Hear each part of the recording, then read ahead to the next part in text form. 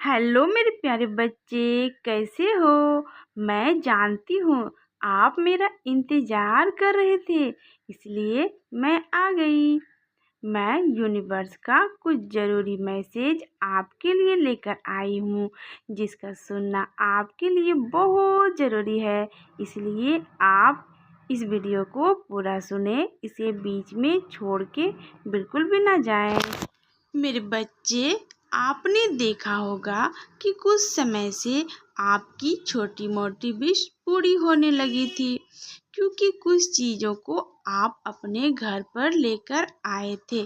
उसकी positive energy आपके पूरे घर में फैल गई थी और आपके ऊपर भी फैल गई थी।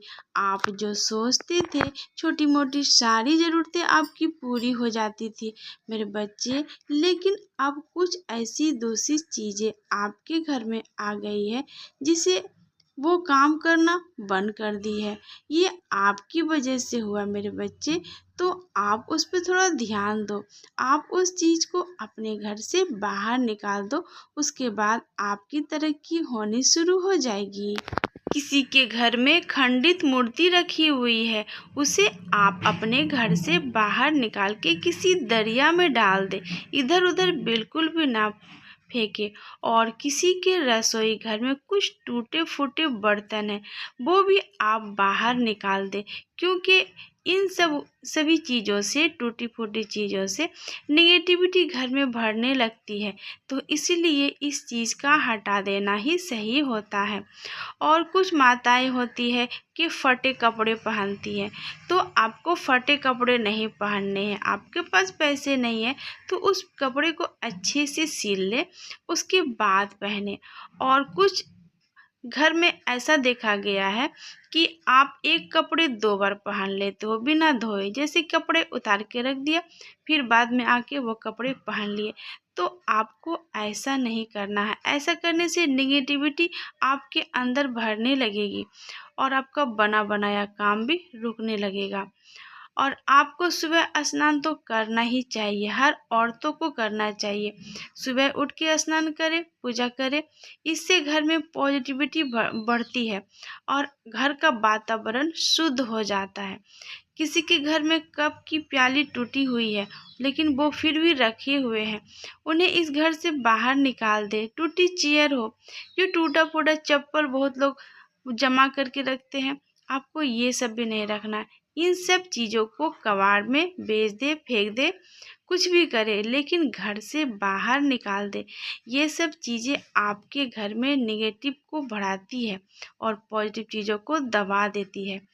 और किसी के घर में फूल का गमला रखा हुआ है जो खाली पड़ा हुआ है, तो मेरे बच्चे उस गमले को आप उल्टा करके रख सकते हो। उसे धो दे, उल्टा करके रख दे। इससे आपका घर शुद्ध रहेगा, नेगेटिविटी उसमें वास नहीं करेगी। और कुछ लोगों के घर में होते हैं कि कचरे के डब्बे होते हैं जो धोते नहीं हैं, तो आपको कचरे के डब्बे को डेली धोना चाहिए।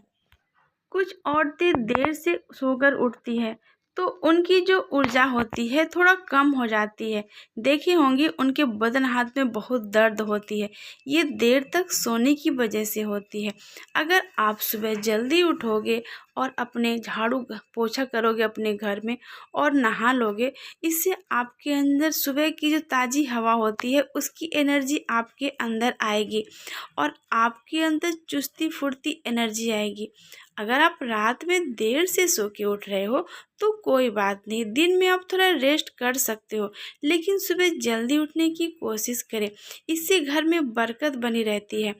फरिश्ते आते हैं, एंजल आते हैं, देवदूत आते हैं और देखते हैं कि इनके घर में कुछ देना चाहिए या नहीं। लेकिन जब आपके घर में सब सो रहे होते हैं, झाड़ू नहीं लगा होता है, तो आपको कहाँ से सब कुछ मिलेगा। पैसे तो आपके घर में आते हैं, मेहनत आप करते हो, पैसे घर में आते हैं, लेकिन साथ साथ खर्चे ही बहुत सारे ले आते हैं। तो इन सब खर्चों को बचाने के लिए आप सुबह उठें, क्योंकि आपने देखा होगा किसी के घर में कम ही पैसे आते हैं लेकिन उसके घर में बीमारियां नहीं होती है, घर में खुशहाली होती है, सब खुश रहते हैं। और किसी के घर में बहुत पैसे आते हैं लेकिन सब परेशान रहते हैं, कोई बीमारी से, कोई किसी चीज़ से, कोई किसी चीज़ से। मतलब पैसा आता है तो पैसा चला भी जाता है। ये सब होता है घर में सही टाइम पे झाड़ू ना लगाने से, सही से सुबह उठ के ना नहाने से, या झूठ बोलने से। इन सब चीज़ों से आप बचें मेरे बच्चे।